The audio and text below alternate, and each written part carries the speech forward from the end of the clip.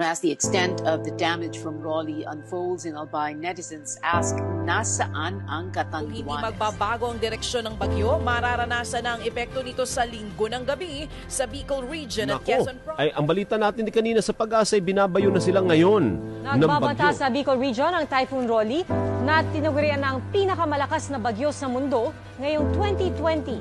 Sa Catanduanes, Camarines Provinces pa rin ito inaasahang unang maglalandfall bukas ng umaga.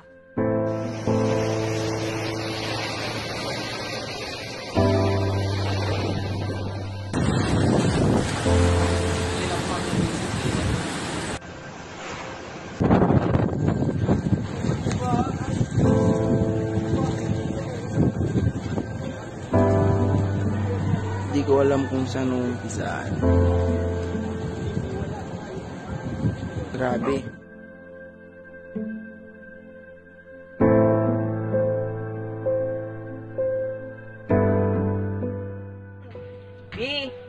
Pwedeng makagantuan.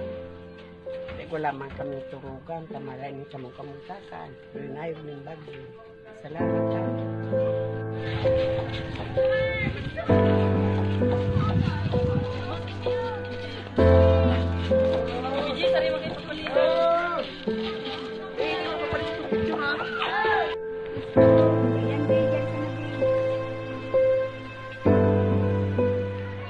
Mapantay ako dahil na.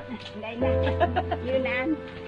Sige na ba? Nadain yung makatulugan, panuan.